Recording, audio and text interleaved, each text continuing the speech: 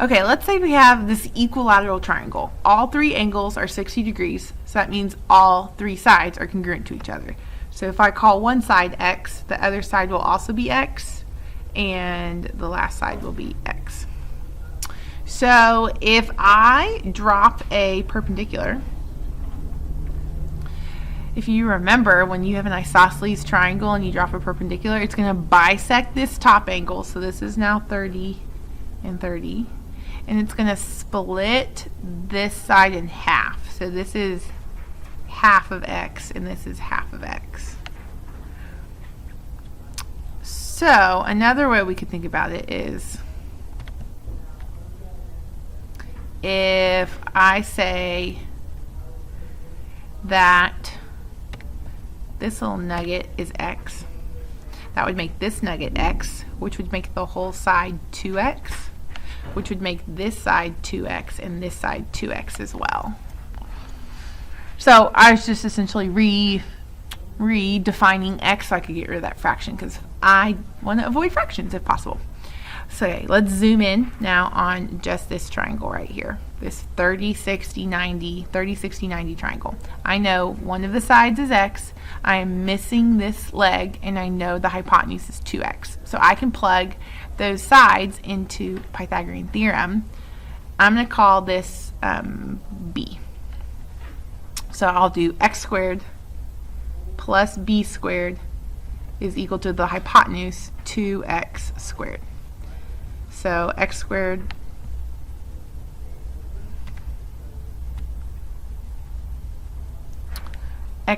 plus b squared would be equal to 2x squared is 2x times 2x, which is 4x squared. So then I want to solve for b, so I'm going to subtract x squared from both sides. So I'll have b squared equals 4x squared minus x squared is 3x squared. And so I'm trying to solve for b, so I'm going to take the square root of 3x squared. Well, this is 3 times x times x. So I can circle my x's, pull an x out, and then the 3 is left over, so it has to stay underneath the square root. So this side right here is x root 3. So what this means is for every 30, 60, 90 triangle, every triangle that's a right triangle that has one of its angles is 30 degrees and one of its angles is 60 degrees, we just proved by using Pythagorean theorem that the side across from the 30 degree angle is x, the side across from the 60 degree angle is x times the square root of 3, and then the side across from the 90 degree angle, the hypotenuse, is double x, it's 2 times x. So every 30, 60, 90 triangle, no matter how small or how big it is, the three sides will always be in that ratio. Across from the 30 is x, across from the 60 is x root 3, across from the 90 is 2x.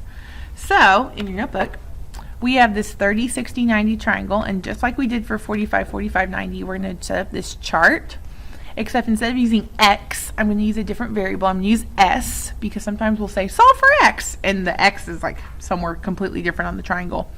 So, across from the 30 degree angle is s, across from the 60 degree angle is s root 3, and then across from the 90 degree angle is 2s.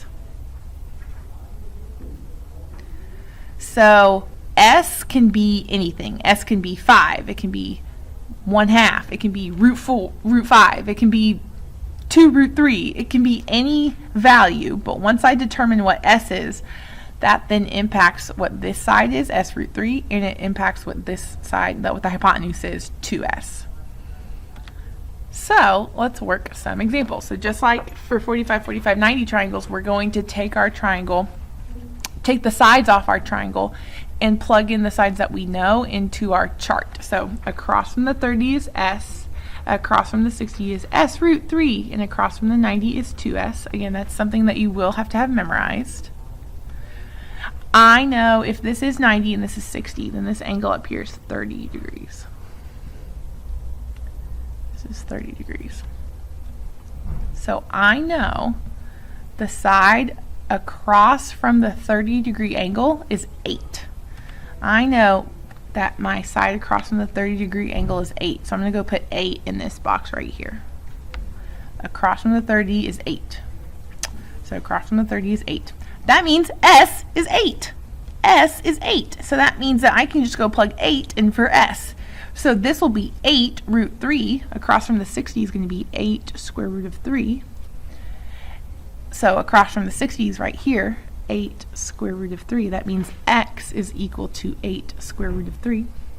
And then I'm also going to plug 8 in for S right here. Across from the 90 is 2S. 2 times 8 is 16. So my hypotenuse Y across from the 90 is 2 times 8, which is 16. Okay, in our next example, across from the 30 is S. Across from the 60 is S root 3. Across from the 90 is 2S. So this time I'm looking, okay, I don't know the side across, this is 30 right here. I don't know the side across from the 30-degree angle. That's a variable. I don't know the side across from the 60-degree angle. It's a variable. But I do know the side across from the 90-degree angle. It's 20. So I'm going to go put 20 in the box across from the 90-degree angle. So across from the 90 is 20. So that means that 2S is equal to 20. So 2S is equal to 20 means I can solve for S. I'm going to divide by 2. S is 10. Because 2S was 20, that means 1S is 10. So that means I can go fill 10 in for S right here. That means across from the 30-degree angle is 10. So Y is 10. And I also know that I can go plug 10 in right here for S. So this is going to be 10 root 3. Across from the 60 is going to be 10 root 3.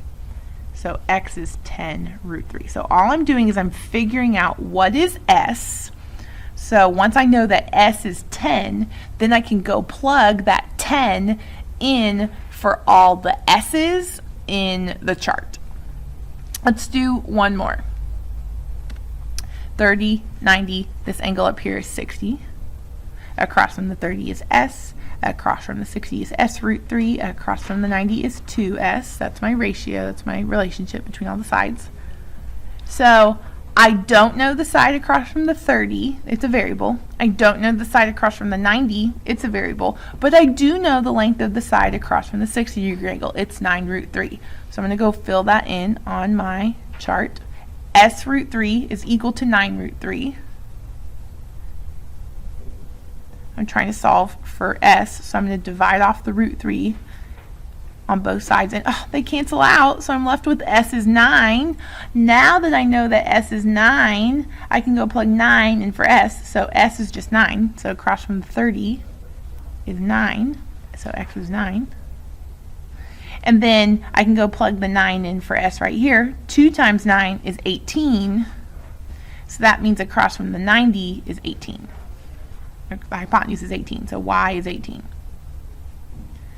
So notice, if you know the short side, the side across from the 30, you would double it to get the hypotenuse. If you know the hypotenuse, you're going to divide it by 2 to get the short side, the side across from the 30. So these, like the side across from the 30 is half of the hypotenuse. The hypotenuse is double the side across from the 30.